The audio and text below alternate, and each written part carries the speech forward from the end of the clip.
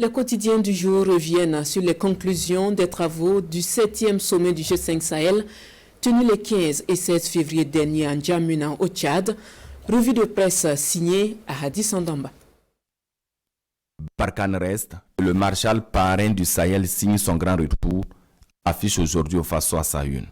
On ne négocie pas avec Yada Gali et Amadou Koufa, sauf avec les Katiba accommodantes qui ont déposé les armes.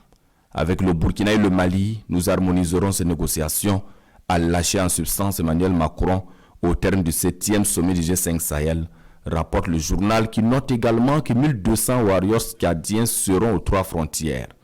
Le Marshal Idriss Itno Déby a décidé donc de revenir sur les sables chauds du Sahel avec son armée, la meilleure de l'Afrique francophone, non sans calcul diplomatique et politique.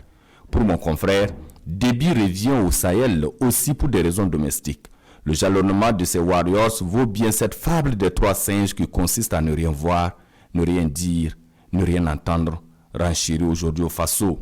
En effet, en ébullition contre ce Déby puissance 6, des Tchadiens crient basta et quoi de plus normal pour ce survivant que de trouver de quoi divertir le peuple et l'extérieur dont il sait qu'il ne pipera pas mot sur sa reconduction.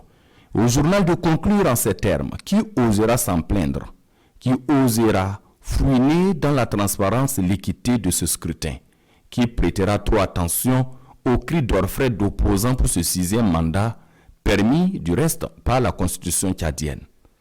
Ainsi, le Tchad va envoyer 1200 soldats dans cette partie du Sahel où le Mali, le Burkina et le Niger peinent à assurer la sécurité, mentionne l'Express du Faso. Pour le quotidien bobolais, en attendant donc que des soutiens viennent d'ailleurs, il faut aller sur le terrain et se battre. Le maréchal Idriss Itno Déby n'a pas seulement pris la présidence du G5 Sahel, il a aussi pris la direction des opérations militaires ainsi que le bâton qui va mobiliser la communauté internationale à soutenir les actions de développement au Sahel. Car, faut-il le rappeler, au-delà de l'action militaire, toutes les parties s'accordent à reconnaître qu'il faut donner un supplément d'âme politique et sociale aux investissements et aux actions de développement dans ces zones, précise l'observateur Palga. Un avis partagé par le journal Le Quotidien, qui note que le sommet a fait un rappel au retour des services de l'État dans la zone des 3 frontières.